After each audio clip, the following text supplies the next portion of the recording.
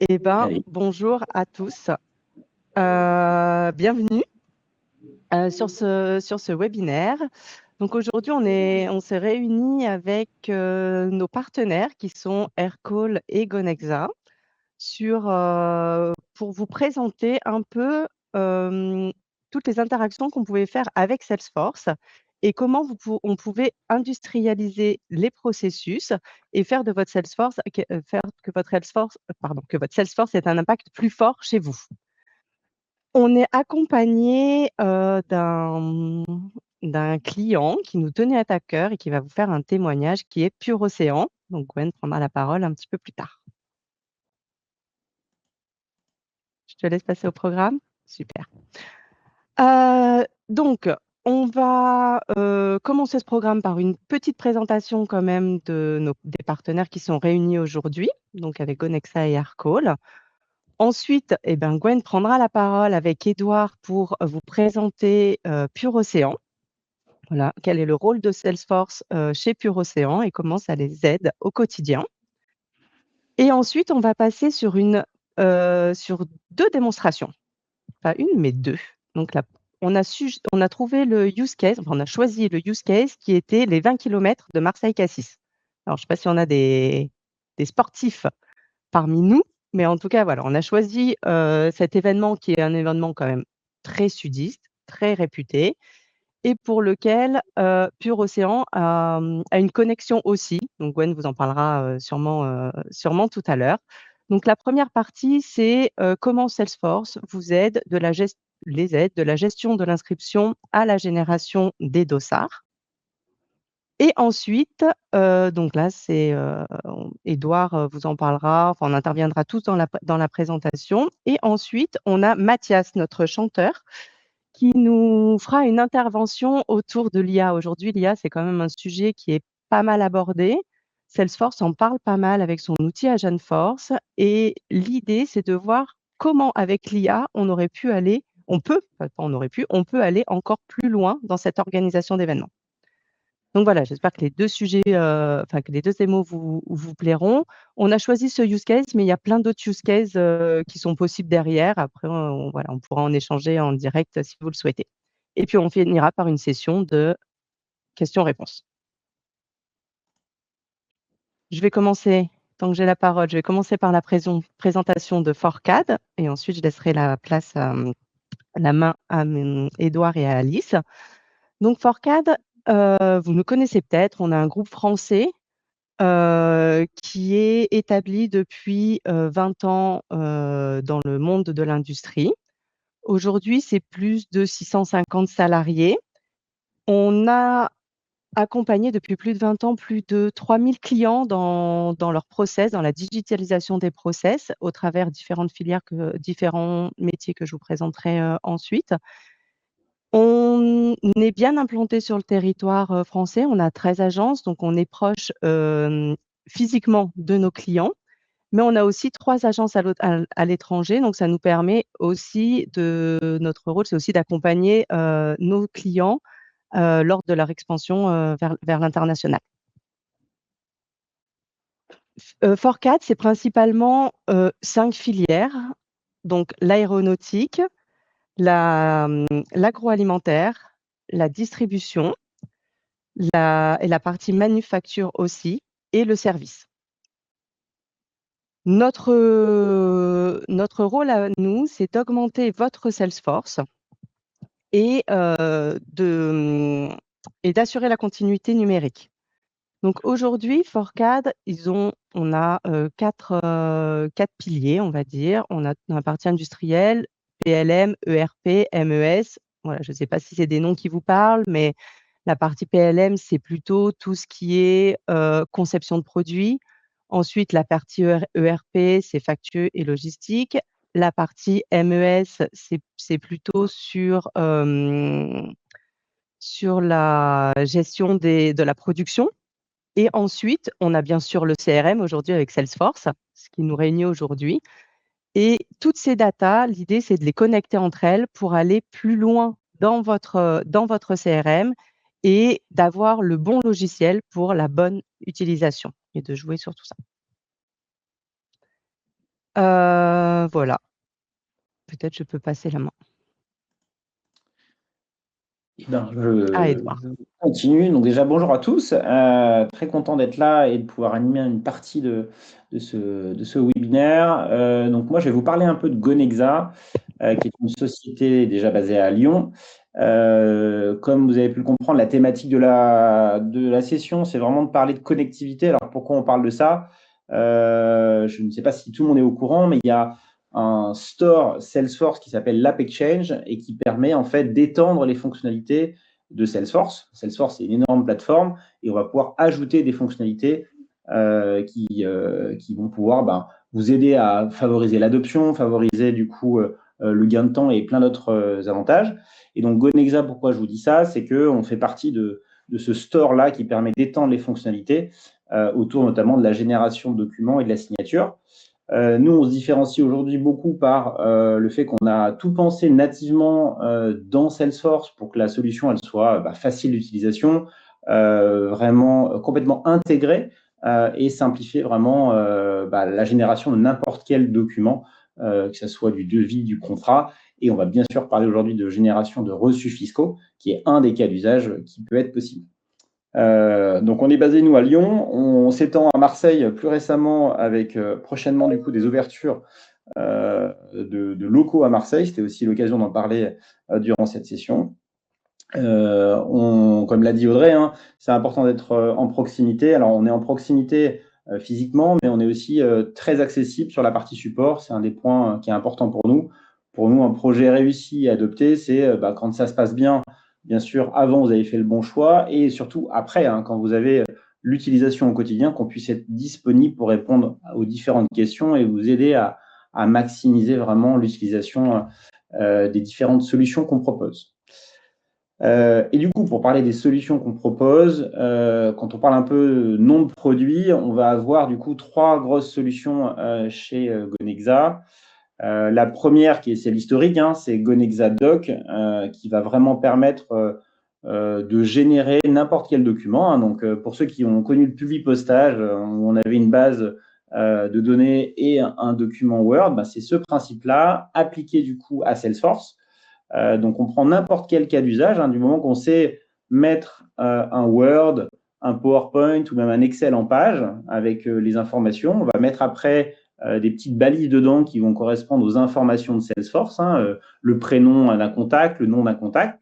Et après, on va pouvoir du coup cliquer sur un bouton et ça génère n'importe quel document. On le voit là sur des cas où on va être sur de la génération unitaire, mais très souvent dans des cas d'usage, les reçus fiscaux en font partie. On va faire aussi de la génération un peu plus massive. Du coup, par exemple, les reçus fiscaux en fin d'année, on pourrait dire on a une campagne de 100, 200 reçus fiscaux à émettre et à générer et à envoyer. Et on peut le faire aussi via nos technologies. Une fois qu'on a fait cette partie-là, très souvent, dans des cas d'usage de devis ou de contrat, on a besoin de contractualiser et de signer électroniquement des documents. Donc, c'est là où la partie Gonexa Sign va être pertinente. On travaille avec YouSign, qui est une société française et maintenant qui a un rayonnement mondial sur le fait que ils portent la signature électronique. Et nous, on va vraiment s'occuper de toute la connexion avec Salesforce et le fait que ce soit le plus fluide possible entre vos documents, que ça parte en signature et que ça revienne signé correctement dans votre Salesforce. Voilà. Et après, on a étendu les fonctionnalités avec notamment la capacité de stocker aussi des documents à l'extérieur de Salesforce. Hein, quand on a de la volumétrie ou des cas où on a des personnes qui n'ont pas forcément que Salesforce et qui vont devoir accéder à des documents ou autres, on peut générer et déposer automatiquement les documents sur un système de stockage qui est le vôtre, hein, votre SharePoint, votre Google Drive, ou même des serveurs SFTP. On a beaucoup le cas, par exemple, des imprimeurs, dans le cas des reçus fiscaux, toujours, où on va pouvoir déposer sur un serveur d'un imprimeur pour pouvoir faire du courrier papier aussi. Ça, on a tendance à le sous-estimer, mais ça reste encore un canal qui est utilisé par beaucoup d'organisations en France. Voilà pour la petite introduction. Bien entendu, toutes nos équipes resteront disponibles pour répondre aux questions s'il y a besoin. Et je vais passer la main à la brillante Alice qui va présenter Aircall. Merci beaucoup, Edouard. Bonjour à tous. Je suis responsable des partenariats chez Aircall pour la France et pour l'Italie. Donc, je suis très contente d'être là avec vous aujourd'hui et avec nos partenaires. Pour ceux qui ne connaissent pas Aircall, Aircall est une solution qui permet d'avoir de meilleures conversations avec vos clients. On est une plateforme aujourd'hui leader en France sur la communication et l'intelligence pour les équipes commerciales et les équipes support. Et en fait, on va pouvoir s'intégrer avec vos outils pour vous permettre d'apporter la téléphonie là où vous êtes et aussi là où sont les informations de vos clients pour que vous ayez des conversations qui sont contextualisées, qui sont intégrées dans votre CRM et sur lesquelles vous pouvez agir par la suite. Si tu passes sur la prochaine slide, Edouard, on arrive bien à visualiser. J'aime beaucoup cette slide parce qu'elle explique rapidement tous les points d'action sur lesquels on peut agir autour de la téléphonie. Si on commence par le bas, Aircall est une solution de téléphonie intégrée. Donc, c'est une boîte de télécom. Ça fait 10 ans qu'on est sur le marché, qu'on travaille sur la connexion et on continue de travailler sur cette qualité de connexion, sur la voix, sur le transport de la voix et comment est-ce que les entreprises aujourd'hui travaillent sur leurs appels et leur communication client. On s'intègre aujourd'hui soit sur un outil desktop applicatif mobile, mais aussi au sein de Salesforce avec notre intégration avec Salesforce Voice, qui permet d'avoir la téléphonie intégrée au sein, pour ceux qui sont avancés dans l'utilisation de Salesforce, au sein de l'omnichannel Salesforce, donc en fait de regrouper toutes les voies d'entrée de communication que vous avez avec votre client dans une même interface, que ce soit votre intégration mail tierce, votre intégration chat tierce, mais aussi d'intégrer Aircall au sein de cette voie et de vous permettre d'avoir toute l'intelligence de la téléphonie dans Salesforce et notamment de pouvoir agir derrière avec l'IA de Salesforce sur ces conversations. Donc ça, disons, on est sur la base, sur les outils de téléphonie et nos intégrations du marché. Aujourd'hui, on est un outil, ce qu'on appelle social, qui s'intègre avec les outils marchés que vous utilisez. Donc, que ce soit sur la voix, que ce soit sur les SMS, que ce soit sur le WhatsApp. Et j'en profite aussi pour dire ici que pour ceux qui utilisent de la VoIP, donc de la téléphonie connectée, sachez que Aircall va bientôt arriver aussi avec des eSIM et du coup, ça va vous permettre aussi d'utiliser du réseau satellitaire pour votre téléphonie intégrée. Au-dessus de ça, donc moi je suis arrivée il y a 1 an et demi chez Aircall et en gros, on avait ces 2 piliers qui étaient présents. C'est la téléphonie VoIP qu'on connaît depuis 10 ans en France. Il y a 1 an et demi, il y a un chamboulement qui arrive avec des besoins d'avoir plus d'analyse sur nos données. C'est-à-dire aujourd'hui, la raison pour laquelle nos clients changent de solution, c'est pour pouvoir avoir plus de données et être plus intégrés au CRM.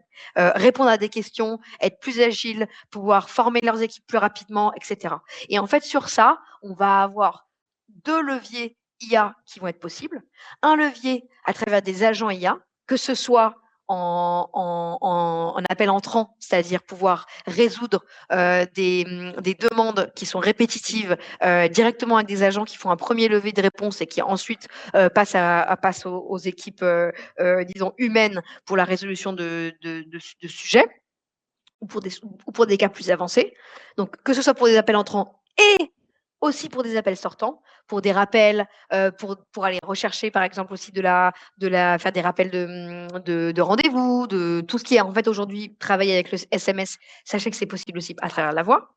Et ensuite, on a un deuxième levier qui est la partie assistance par l'IA, qui est le fait de se dire comment est-ce que je permets à mes équipes d'être assistées par un agent IA qui peut leur donner des premiers éléments, des premiers leviers de réponse qui peuvent ensuite fournir à leurs équipes. Donc, par exemple, avoir des scripts d'appel qui vont être dynamiques en fonction de ce qui est en train d'être dit pendant l'appel et qui peuvent être alimentés par des bases de connaissances que vous ayez configurées.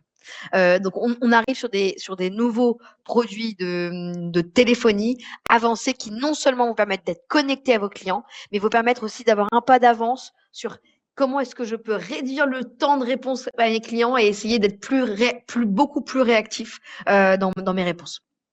Et voilà, de toute façon, on reverra un peu l'outil Aircall un peu plus tard et je laisse la main à Edouard et Gwen pour la suite. Merci pour cette introduction et c'est vrai qu'on va reparler effectivement des différentes solutions qui permettent cette connectivité. Mais avant effectivement de rentrer plus dans cette démo, on voulait partager un retour d'expérience et aussi une très belle association, ou plus exactement un fonds de dotation. Je crois que Gwen pourra repréciser cette partie qui est un élément important. Et donc, je vais tout simplement démarrer cette session par tout simplement inviter Gwen à peut-être se présenter et nous représenter forcément Pur Océan. Gwen, je te laisse la parole. Merci Edouard, merci à vous toutes et tous d'être là et puis d'avoir organisé cette session super intéressante déjà. Donc moi je suis Gwen Lechat, je suis chargée des relations avec les grands donateurs chez Pur Océan. Alors qui est Pur Océan? Pur Océan, l'aventure Pur Océan a démarré en 2017 et l'initiative a été créée par David Sussman qui est un entrepreneur marseillais à la tête d'une entreprise qui s'appelle Seafoodia, qui fait du trading international de ressources de la mer. Et David Sussman est un entrepreneur engagé. Il a très tôt instauré un plan de responsabilité dans son entreprise, mais il a voulu aller plus loin pour l'environnement et surtout pour l'océan. Donc, il a créé ce fonds de dotation. Donc, juste une petite précision, un fonds de dotation, c'est comme une mini-fondation. Et ça fait partie de l'univers du non-profit. Donc, on est bien dans l'intérêt général. On n'a rien à vendre si ce n'est de la générosité. J'y reviendrai un tout petit peu. Le motto de Pur Océan, c'est l'innovation au service de l'océan et le but, c'est de protéger l'océan. Et avant de préciser, est-ce que tu sais, par exemple, Edouard, quelle part prend l'océan sur notre planète ? On avait effectivement, c'est une énorme part. Effectivement, je crois qu'il y a plein d'enjeux et ça sert à beaucoup de choses. Donc, je te laisse peut-être nous repréciser ce que ça fait exactement et sa couverture. Ouais, en fait, l'océan, on l'oublie, hein, mais c'est 71% de la surface de notre planète. C'est vraiment une planète bleue. Et plus qu'une surface, je dirais que c'est un énorme volume. Au plus profond, l'océan, ça fait 11 kilomètres au milieu de l'océan Pacifique. Et cet espace, il représente 99% des espaces disponibles à la vie. Donc, ce qu'on vit là, Edouard, hein, et tous ceux qui nous écoutent, on a l'impression que notre vie, la croûte terrestre, c'est la majeure, l'espace majeur à la vie. Ben, ça représente que 1% d'espace disponible à la vie. Et surtout, cet océan rend d'immenses services à l'humanité, à nos sociétés. C'est un champion de la production d'oxygène. On a tous en tête les forêts, les végétaux, mais l'océan, c'est 50% de l'oxygène. C'est également ce qu'on connaît un peu moins, un puits de carbone, c'est-à-dire qu'il absorbe le CO2 que nos sociétés humaines produisent beaucoup trop d'ailleurs, on le sait tous. Et plus que cette absorption du carbone, il en absorbe, c'est un véritable tampon thermique, c'est-à-dire qu'il absorbe 93% de la chaleur émise par nos gaz à effet de serre. Donc juste une petite image, quand vous faites cuire des nouilles, vous mettez de l'eau à chauffer et elle met énormément de temps avant de bouillir. Eh bien, il faut imaginer que l'océan nous rend ce service, c'est-à-dire que petit à petit, il absorbe la surchaleur que nous produisons et c'est grâce à l'océan, c'est notre meilleur allié face au dérèglement climatique, c'est grâce à lui que pour l'instant, on peut encore vivre sur la croûte terrestre.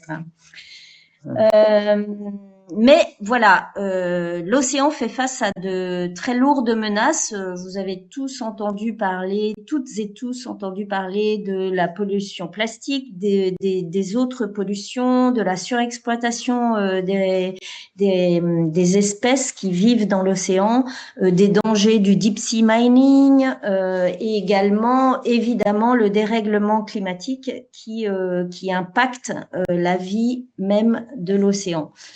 Donc, c'est ce constat-là qu'a fait David Sussman en créant Pure Océan. Et la mission que s'est donnée Pure Océan, c'est d'investir la science pour trouver des solutions face à ces problèmes que j'ai exposés rapidement. Donc, notre cœur de mission, c'est vraiment de financer des projets scientifiques innovants et ambitieux qui vont trouver des solutions ou qui vont proposer des débuts de solutions en tout cas, et avec un objectif, c'est préserver et restaurer la biodiversité marine et les écosystèmes marins.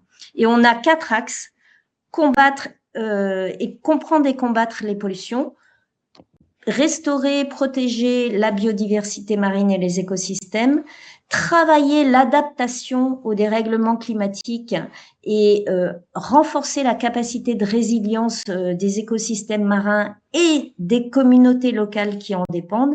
Et un 4e axe qui est, en fait, on ne sait pas grand-chose sur l'océan. Les chercheurs nous disent, on connaît plus ce qui se passe sur la Lune que ce qui se passe dans le fond de l'océan. Donc, le 4e axe, c'est améliorer notre connaissance du système océan. On voit bien du coup, il y a beaucoup de missions effectivement, et je pense que tu nous parleras aussi de comment s'organiser pour arriver à faire toutes ces missions-là. On y viendra juste après. On voit que d'avoir les bons outils, d'avoir la bonne organisation, la bonne structure, c'est clé en fait pour assurer ces missions-là. Et quand on discutait un petit peu effectivement avant cette interview, effectivement, on sentait vraiment que c'est très fort, on va dire, l'investissement il est très fort, et les fonds qui sont captés grâce effectivement à Salesforce notamment, c'est indispensable pour arriver à gérer ces missions-là.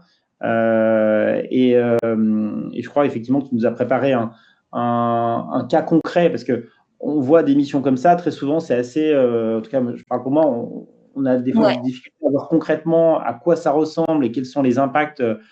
Si on a des gens qui viennent de Marseille, à quoi ça va leur servir concrètement, peut-être pour eux, ou l'impact pour eux. Peut-être on a un projet effectivement un peu plus précis que tu peux peut-être nous décrire sur cette partie. Oui, voilà, on a choisi un projet. En fait, comme on soutient des projets scientifiques innovants, des fois ça peut paraître une idée générale.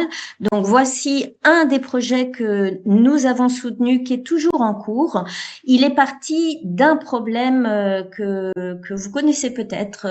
En mer Méditerranée, nous avons la chance d'avoir des herbiers marins, les herbiers de Posidonie, qui sont des hotspots de biodiversité.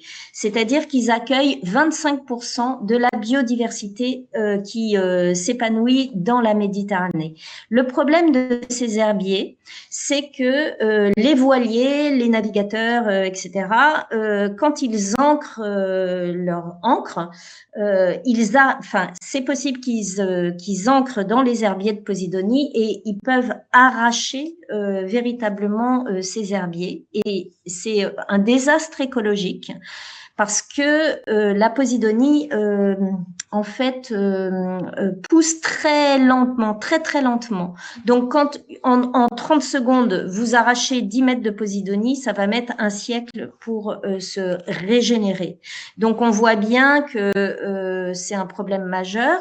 Donc, l'idée de ce projet, qui a été mené par une agence d'architecture et des chercheurs, vous voyez sur la diapo, là, en haut à gauche, c'est de créer une bouée écologique qui est constituée d'une bouée de surface. Vous voyez sur le petit dessin là en haut, une bouée de subsurface entre deux eaux et après un corps mort qui est ancré dans le sol.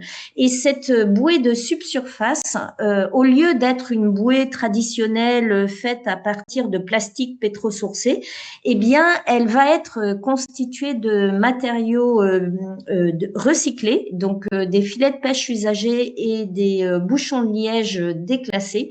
Et l'idée de ça, c'est de créer une ruche à biodiversité, de créer quelque chose qui permette, comme un récif artificiel, qui permette à la vie de recoloniser juste au-dessus d'un herbier qui serait dégradé, ou dans d'autres espaces. Ça marche aussi dans d'autres espaces. Mais l'idée, c'était vraiment de travailler sur cette restauration d'herbiers de Posidonie. Et donc, il y a eu des études, etc. Ça a pris du temps. Et là, depuis 1 an, on a immergé 6 bouées expérimentales, des bêta proto-bêta, je sais pas. Et donc là, vous avez une image de ce qui se passe sous l'eau, et c'est super parce que vous avez à gauche la bouée qui a été immergée en décembre 2024. En mai 2025, on a fait un premier suivi biologique. Alors, on voit qu'il y a un début de vie qui colonise la bouée. Et en décembre 2025, c'est une explosion de vie sur cette bouée. Donc, on voit qu'avec un système innovant, on ramène de la vie là où il y en avait plus. Exactement. Voilà. Je suis allée vite. Hein. Ah oui, il y avait un autre, et ça c'est un autre endroit, mais c'est le même système. Une bouée immergée 6 mois après et 1 an après, et on a encore un check-up scientifique dans quelques mois, dans 3 mois, je crois. Et du coup, pour faire effectivement, il y a plein d'autres projets, parce que tu me parlais, là on parlait Oui. d'un exemple à Marseille pour essayer de comprendre l'impact local, mais effectivement, Pure Océan intervient vraiment de partout dans le monde. C'est ça. Et du coup, ce qui va aussi nous intéresser, c'est peut-être de comprendre, parce que je crois que d'ailleurs tu as mis une photo de l'équipe, donc vous êtes sur une équipe assez resserrée au final. C'est ça. Est-ce que tu peux nous parler du coup, peut-être Voilà, oui. Comment comprendre, Salesforce nous aide, ouais. avec si peu de personnes, comment vous faites? Parce qu'aujourd'hui, c'était un des points importants. Ouais, ben merci Edouard de me donner l'occasion de ramener un peu le lien de notre présence ici. Déjà, juste pour poser les choses, en fait, Pure Océan est financé par des mécènes, c'est-à-dire que ce sont des entreprises qui vont faire des dons et sans aucune contrepartie. C'est vraiment de la générosité pure. Mais ça vient pas tout seul. Donc il faut, c'est comme une entreprise, on a besoin de prospecter, de montrer en quoi la cause fait avancer les solutions pour l'océan, pour l'environnement, etc. Et pour ça, on a besoin d'un système d'information performant. Et donc dès le début, en fait, au tout début, je t'en ai parlé, Edouard, on a commencé avec des tableaux Excel. Comme beaucoup d'organisations, comme beaucoup Ouais, voilà. Et donc, on a vite été débordés parce que en fait, il faut avoir énormément de pistes et de contacts et de convictions, de points de contact, de relations à établir avec nos prospects pour, au final, obtenir des dons. Donc, c'est sur l'impulsion du président de Pure Océan, David Sussman, que nous avons intégré la solution non-profit de Salesforce. Et Salesforce est pour nous fondamental pour avoir l'intégralité de nos contacts et l'historique de nos contacts. Parce que vous avez des fois, on a des entreprises qui vont être mécènes au début, mettons en 2019, et qui, parce que économiquement, ils ont des années un peu moins fastes, vont cesser de donner. Mais nous, on va être constamment en contact avec elles, et dans Salesforce, on va avoir l'historique complet. On va savoir à quel moment le dernier don est arrivé, qu'est-ce qu'on a proposé à cette entreprise, etc. Donc ça, c'est pour nous, c'est un premier point. Et le deuxième point, là, qui est relié à Gonexa d'ailleurs, c'est que on a intégré l'industrialisation du process d'édition des reçus fiscaux. Parce que quand une entreprise nous donne, elle a le droit à un dédit fiscal, voilà, de diminuer son impôt sur les sociétés à hauteur de, enfin, quand elle fait un don, elle a 60% de ce don qui peut être dédié de son impôt société. Et pour ça, nous avons l'autorisation nous avons le rescrit fiscal, c'est-à-dire que l'administration fiscale dit Pure Océan a l'autorisation d'émettre des reçus fiscaux. Mais quand vous avez plusieurs centaines de personnes, d'entreprises ou dans certains cas c'est des individus à émettre, c'est un boulot administratif énorme. Donc les reçus fiscaux ont été industrialisés et ça nous a permis de proposer des nouvelles offres, notamment, par exemple, tu l'as cité au départ, Édouard, je crois, ou c'était Audrey, Marseille-Cassis. On a approché cette course et donc eux sont engagés, ils voulaient s'engager auprès d'une cause et ont proposé que chaque coureur donne 10 € quand ils achètent leur dossard et nous ont demandé si nous étions capables d'éditer des reçus fiscaux puisque c'est un don. Dans ces cas-là. Et donc, comme on était capable, on a noué ce partenariat. Et ça, cette capacité, grâce à Salesforce et le système intégré, cette capacité nous a permis de proposer d'autres produits à d'autres acteurs comme une banque qui propose maintenant à ses clients de reverser les intérêts d'un produit d'épargne solidaire et qui a intégré dans ses bénéficiaires Pure Océan. Parce que nous pouvons, à la fin de l'année, quand ils nous donnent un fichier Excel avec toutes les informations, alors c'est hyper cadré, mais toutes les informations nécessaires, si on a plusieurs centaines de clients de la banque, nous pouvons émettre les reçus fiscaux pour ces plusieurs centaines de clients. Donc, c'est voilà. Je sais pas si j'ai répondu à ta question, Édouard. C'est quand même dingue. Enfin, quand on se met un peu en perspective, une association avec aussi peu de personnes, vous arrivez quand même à adresser des banques et un produit financier qui est calé avec leur processus. C'est ça qui est quand même, ce parallèle-là, il est assez impressionnant. Et pour qu'on ait une idée aussi des volumétries un petit peu ou oui. donner comme chiffre un peu concret qu'on puisse aussi avoir un peu une dimension en tête. Ouais. Ben maintenant, grâce aussi à toutes ces aides technologiques, je dirais, on est en moyenne entre 1,2 million, 1,4 million de levée de fonds. Alors, je dis bien des dons, parce que des fois, quand on est dans le profit, levée de fonds, on pense à fonds d'investissement. Donc, nous, on est bien sur de la générosité. Donc, c'est des dons. Donc, au début, on n'était pas à 1 million. On a démarré très faiblement. Mais maintenant, on est entre 1,2 et 1,4 par an. Et depuis le début, on est à 8 millions d'euros de levée. Donc, et avant, on était là, vous avez l'équipe actuelle. Mais quand j'ai démarré, moi, nous étions 2. Ouais, c'est sûr que ça a été une belle histoire. Et peut-être pour conclure et ouvrir aussi pour la suite, est-ce que tu retiens des leçons ou des éléments qui permettent d'être à l'aise sur justement comment on passe de 2 à cette équipe-là et avec l'industrialisation, peut-être un dernier mot pour clôturer cette partie? Ouais, en fait, quand même, quand on est une toute petite équipe, Salesforce, ça fait peur et c'est un peu compliqué d'aspect comme ça. Donc, on a vraiment besoin d'accompagnement et d'expertise.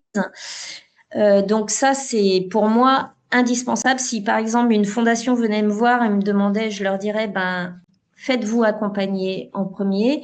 Et puis l'autre chose que je trouve important, c'est de bien comprendre les besoins que l'on a, parce que donc Pure Océan, on a ce besoin-là d'industrialisation des process, mais on a besoin d'innover. Et puis on a des manières de travailler, comme on est une petite équipe, qui impacte sur la façon dont on va paramétrer Salesforce. Donc ça, voilà, je dirais bien prendre le pouls des besoins avant de s'engager dans des dans des grandes transformations ou autres. C'est intéressant. Bah, écoute, un grand merci déjà pour ce retour d'expérience et pour ces quelques conseils. Le format est en cours, on est quand même sur un format assez express. Moi, la seule chose que je pourrais vous dire, c'est Pure Océan a plein de contenus aussi en ligne, hein, tu en parlais, pour se renseigner sur les différents projets, sur ce que vous faites. Il y a vraiment beaucoup de contenus passionnants sur les différentes missions qu'il y a. Donc, peut-être l'orientation que j'aurais, c'est n'hésitez surtout pas à aller sur le site de Pure Océan et même de prendre contact avec les personnes. On voit que c'est une équipe qui doit être accessible. Donc, je pense que Gwen, vous êtes ouvert à la discussion, à échanger avec les personnes qui auraient des questions. Oui. N'hésitez surtout pas. Et puis encore merci pour ce petit témoignage. On va pouvoir du coup passer à la suite. Merci beaucoup Gwen pour ça. Et je vais repasser un peu la main à Audrey, je crois, qui fait la transition. Merci. Et ben moi, je vais continuer à remercier Gwen parce que c'était un témoignage très inspirant et très intéressant et vraiment d'actualité. Donc bravo à l'équipe. Moi, je reprends la main juste pour faire une petite transition parce que là, on va passer sur la partie démo que j'imagine vous attendez tous aussi. Sur donc comment Salesforce, en lien avec Aircall, avec Gonexa, on arrive justement à gérer, on va dire, toute la partie des 20 km de Marseille-Cassis. Merci Gwen, tu as fait une phrase que j'ai retenue comme quoi il fallait être accompagné dans les projets et en effet, je pense que c'est quand même quelque chose de primordial en tout cas parce que c'est difficile de créer des projets. Donc voilà, j'espère qu'à travers ces démonstrations, eh ben, vous verrez à quel point c'est important aussi d'être accompagné et qu'on est tous là avec Alice et Édouard pour vous accompagner dans vos missions. Édouard, du coup, c'est encore à ton tour. Je reste sur scène, du coup, je ne quitte plus la Moi, scène. oui, reste sur scène. Je vais Non, je partir vois que promis à un moment donné, mais tu aimes cette place. Vas-y, elle est pour toi. Non, merci en tout cas pour la transition et effectivement on va faire une démo. Déjà les éléments de la démonstration, c'est qu'on est bien sûr sur un environnement qui n'est pas l'environnement de production de Pure Océan, hein, on ne fait pas des démonstrations directement sur les vrais environnements. Par contre, on a voulu illustrer tout le processus et les différents briques technologiques qui peuvent être utilisées. Donc on va vous montrer la partie effectivement Gonexa que je vais représenter et j'ai aussi pouvoir faire les mains du coup d'Alice pour la partie démonstration qu'elle pourra aussi commenter. Si vous avez d'ailleurs des questions ou autres, n'hésitez pas à les noter, on pourra y répondre à la fin de la session. Donc on vous présente Isabelle, hein, qui va être notre persona aujourd'hui pour cette course. Je ne sais pas si les gens ont déjà participé à la course, mais c'est une course qui n'est pas si facile que ça, hein. Donc elle se lance un défi effectivement pour la terminer. C'est une fan de plongée et de randonnée. Et apparemment, elle n'aime pas les endives au jambon. Je ne vois pas pourquoi c'est un rapport avec la démonstration, mais en tout cas, ça permet d'animer son personnage. Pour le petit parcours, on a du coup 4 phases qu'on va essayer de montrer. L'inscription à la course en direct sur le site de la course Marseille-Cassis, hein, parce que c'est eux qui portaient l'inscription. Vous avez compris qu'il y avait un lien avec Pure Océan, donc on va montrer qu'on peut faire une donation dans le cadre de l'inscription de la course. On va montrer la génération du reçu fiscal qu'on a voulu complètement automatiser dans ce cas-là, hein, et après on enchaînera sur la relance, puisque certains des coureurs qui n'auraient pas communiqué du coup leur certificat médical, on va les relancer avec Aircall pour être sûr de l'avoir le jour J. Et on terminera par la génération en masse des différents dossards, hein, pour montrer aussi technologiquement ce qu'on peut faire là-dessus. Alors du coup, sur cette partie-là, donc technologiquement, qu'est-ce qu'on a ? On a ici un portail Experience Cloud, globalement, pour ceux qui connaîtraient. Donc, c'est vraiment la technologie Salesforce qui permet de faire un portail accessible à l'extérieur, qui permet d'avoir cette partie-là. J'ai essayé de répliquer un petit peu les codes du site, la course Marseille-Cassis. L'idée, c'est de faire une inscription assez classique. Je fais aussi un petit disclaimer ici. Pourquoi ? C'est que pendant que je remplis le formulaire, ce qu'il faut savoir, c'est qu'on est bien entendu sur un cas de reçus fiscaux, vous l'avez compris, mais on est surtout transposable à n'importe quelle donnée, n'importe quel cas d'usage, n'importe quelle entreprise. Ici, bien sûr, on montre des écrans avec avec du coup un reçu qui sera généré, mais on va avoir dans des industries, on va générer par exemple des CV, on va générer des factures, des devis, des contrats. On peut vraiment être sur toute industrie. Il n'y a pas vraiment de limitation par rapport à ça. Tac, on va dire que pour l'instant, elle est débutante. On choisit son SAS généralement quand on est dans ce genre de course. Pour ceux qui l'ont fait, on va se fixer 2h à 2h30, ce qui est déjà pas mal.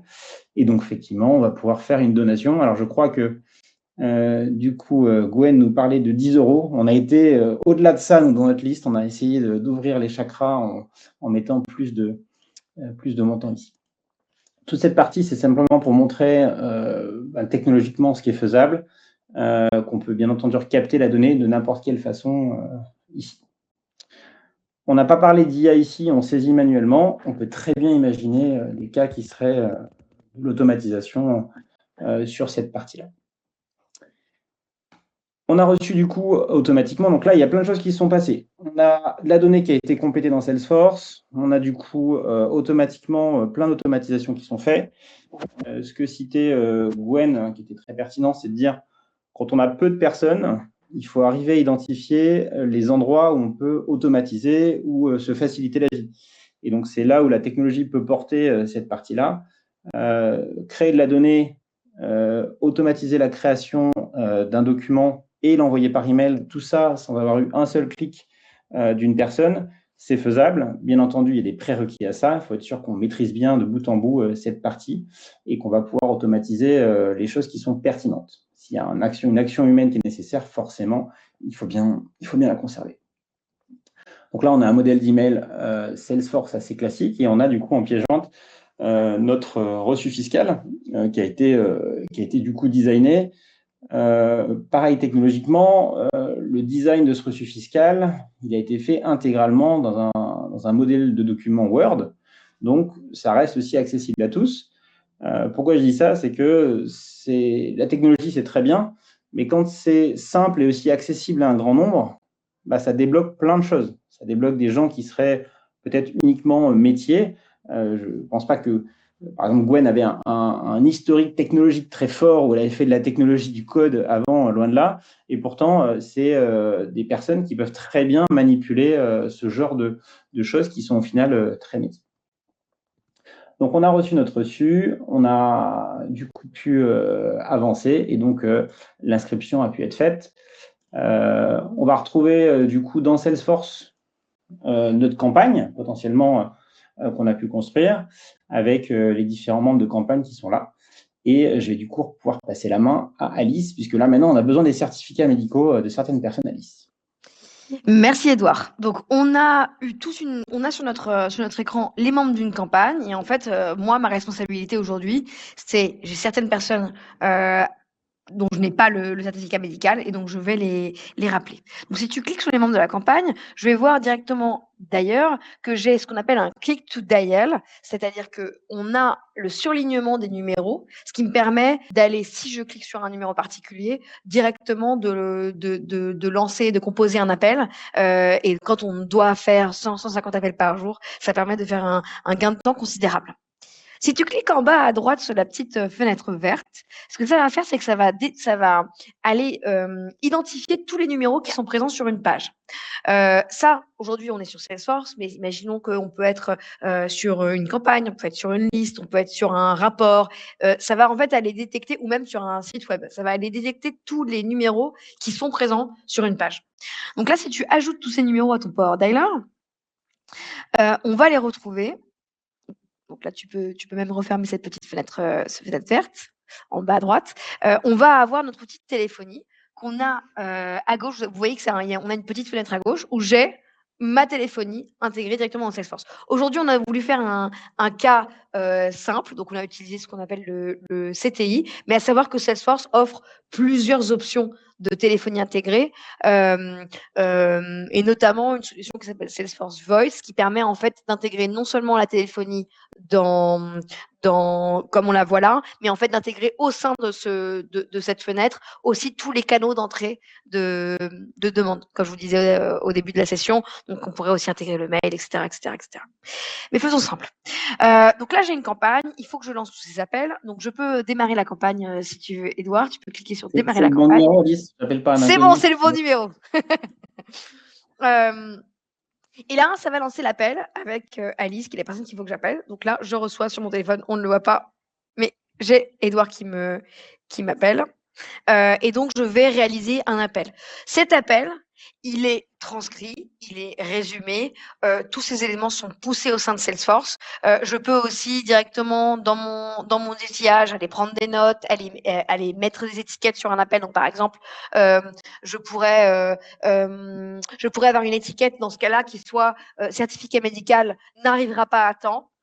Par exemple, parce que cette personne ne sera pas en mesure d'offrir un certificat médical. Et donc, il faudra retirer cette personne de la course, désactiver son dossard, etc.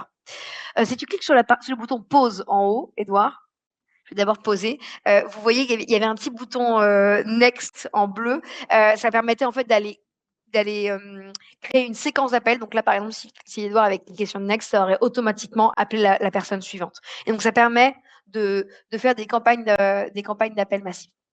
Si tu raccroches l'appel et que tu retournes sur la fiche de Isabelle, donc là, tu peux retirer ta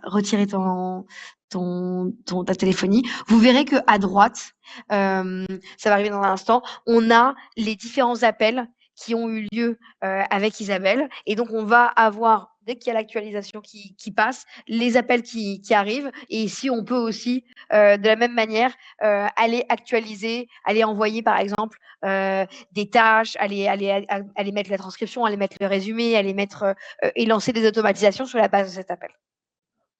Donc, c'était un visu assez rapide de ce qu'on peut faire avec la téléphonie, à savoir qu'il y a beaucoup plus qui peut être fait autour de la téléphonie intégrée. Mais là-dessus, n'hésitez pas à venir me voir avec des questions si besoin.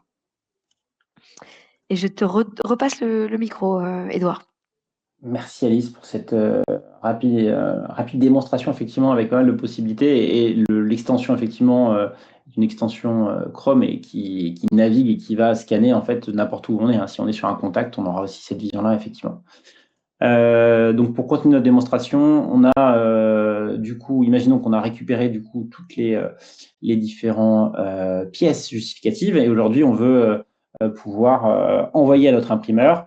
Je passe tous les éléments d'automatisation. Dans l'industrialisation, ce qui peut être intéressant, c'est qu'on pourrait très bien avoir à J-5 de la course, peut-être des rappels qui sont envoyés avec le dossard qui peut être envoyé même directement aux participants. Dans ce genre de course, c'est plutôt effectivement fourni au moment où on arrive. Et donc là, on va envoyer à notre imprimeur, du coup, toute cette partie. Donc là, je génère, en fait, je pars des éléments des personnes de ma campagne et je vais prendre vraiment toutes les personnes qui sont inscrites. Je veux absolument générer, du coup, un dossard par participant. Donc là, on a fait une génération qu'on appelle massive, hein, puisqu'on va avoir une première page de garde. Et là, j'ai vraiment tous les dossards qui sont générés en masse. Donc là, on va faire de la masse et c'est là où on peut vraiment faire des cas où on a alors on parle de reçus en masse, on parle de dossards, on a des clients qui font aussi des envois de contrats de renouvellement, par exemple, quand ils ont des politiques commerciales qui vont changer, ils doivent envoyer à 1000 personnes dans leur base la nouvelle CGV pour obtenir l'accord des différents clients sur des modifications. Bref, on a des cas d'usage qui sont possibles, du coup, suivant les secteurs d'activité. Voilà, donc on arrive au bout de notre démonstration. Ça vous permettait de voir un peu un aperçu, bien entendu rapide, un peu condensé. On n'a qu'une seule heure au global. Donc, on voulait vous montrer que quelques éléments importants de la partie technologique. Je reviens sur notre présentation et je vais pouvoir passer la main, du coup, à nos amis de Forcad et Mathias qui va reprendre la main. Mathias, c'est à toi et je quitte la scène. Quelle pression, 8 minutes. Oui, donc merci Edouard, merci Alice et merci Gwen. Donc voilà, donc nous on a notre persona qui est Isabelle et l'idée c'est qu'en fait on vienne apporter une brique une brique d'IA pour essayer de réduire, d'industrialiser ce process d'inscription. Donc, nous, on va travailler sur la partie inscription. Donc, dès qu'on va vouloir mettre en place un projet d'IA à GenForce, effectivement, il va falloir tout de suite raisonner en termes de ce qu'on appelle des cas d'usage, des use cases. Et nous, on a choisi de dire que pour cette campagne d'inscription, l'objectif, il est de réduire de 25% le temps d'inscription, donc le temps passé à traiter cette inscription, pour justement permettre de mettre plus de valeur ajoutée sur ce qu'on disait, hein, la collecte de dons, la création de partenariats, voilà, mettre vraiment de la force en fait sur des choses qui ont beaucoup plus de valeur. Donc, ces cas d'usage, en fait, on les traite de manière itérative et en mode agile. Donc, on va commencer par concevoir, développer, tester, déployer, piloter, et tout ça dans un environnement Salesforce qui permet de le faire de manière très rapide. Si tu peux passer sur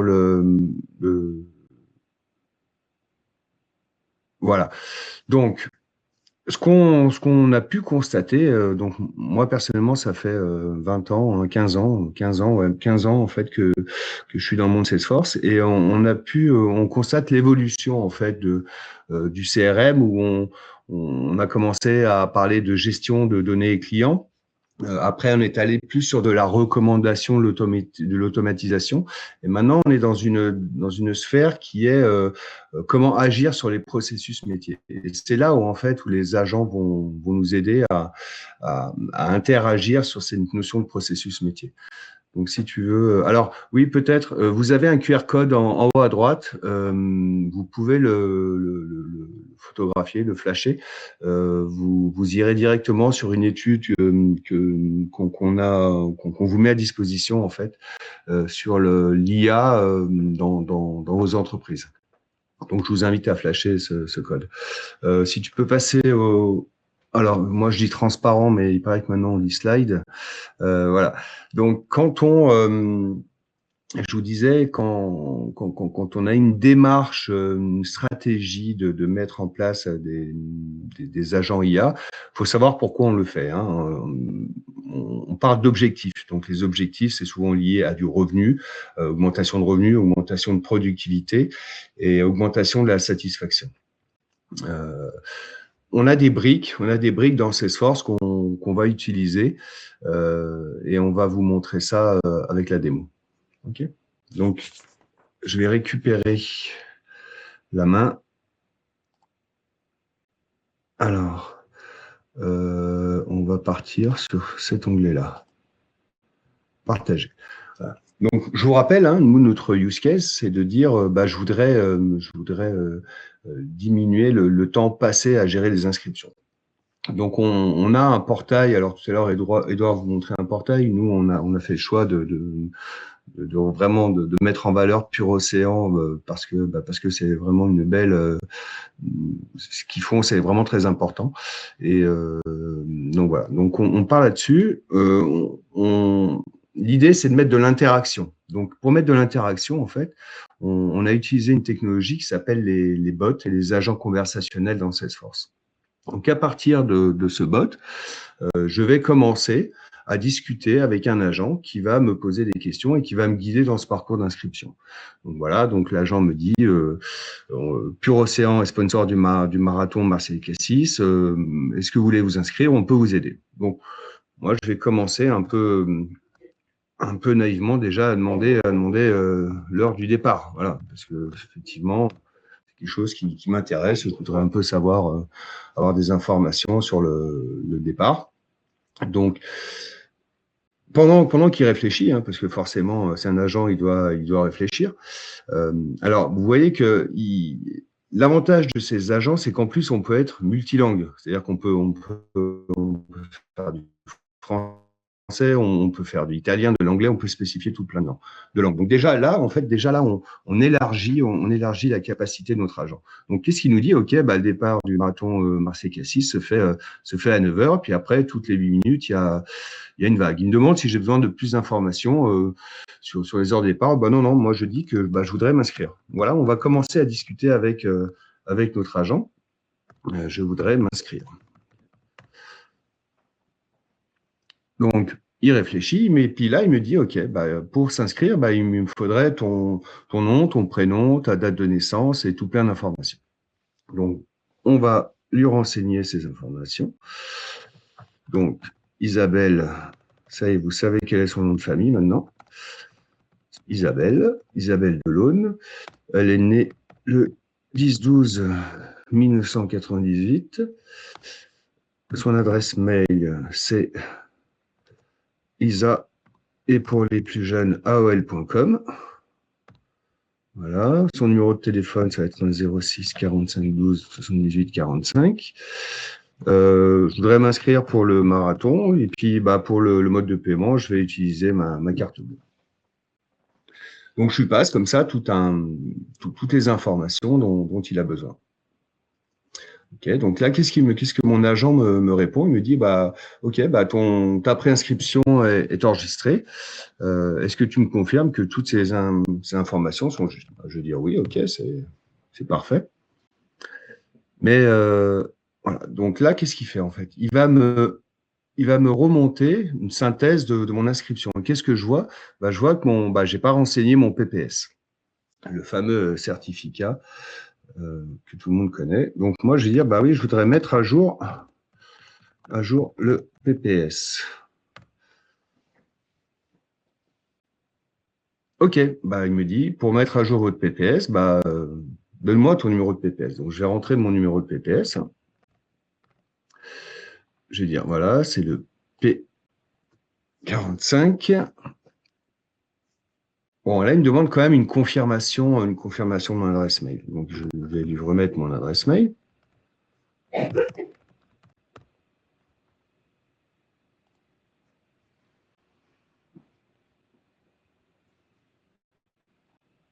Ok, donc là, il me dit, votre numéro de PPS a bien été mis à jour. Est-ce que vous voulez vérifier d'autres informations? Je vais dire oui.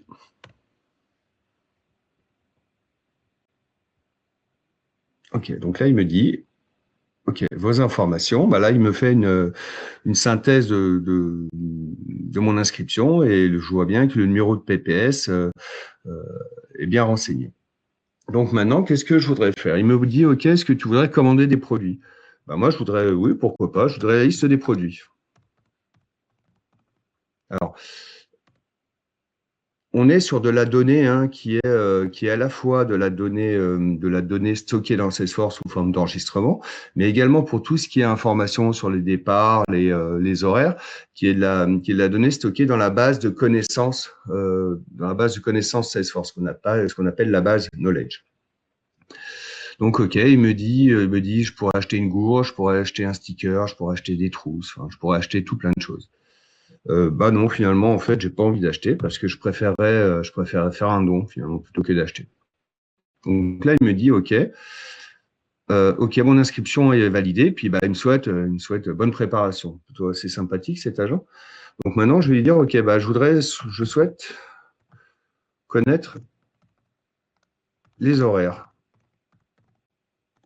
Alors, donc là, je vais aller j'ai demandé de l'information qui est stockée dans cette base de connaissances. Et là, qu'est-ce qu'il me dit? Il me dit qu'il y a des navettes, en fait qui me permettent avant la course de rejoindre le point de départ, et puis surtout aussi après la course de pouvoir rentrer chez moi, m'écrouler dans mon lit. Ok. Donc là, qu'est-ce que je vais pouvoir lui poser comme question? À quelle heure est le départ? Hop. À quelle heure est le départ?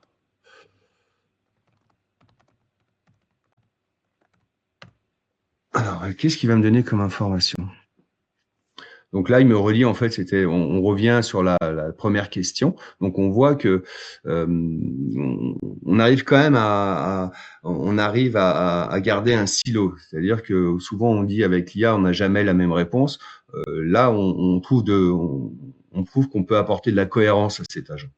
Ok. Est-ce qu'il y a plusieurs départs? Plusieurs départs. Ah, j'ai fait une faute d'orthographe. Bah, notre agent, en plus, il fait de la correction orthographique. Et puis là, bah oui, il me dit qu'effectivement, il y a plusieurs vagues. Ok. Alors, si je lui disais, avez-vous besoin d'informations sur la vague de départ? Oui.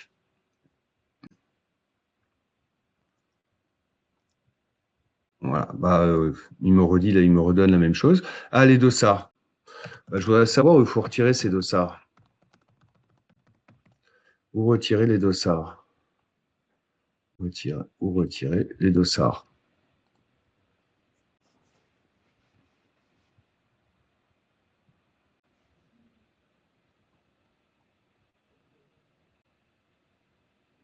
Voilà. Et là, il me dit, voilà, pour retirer les dossards, bah, faut aller à tel endroit.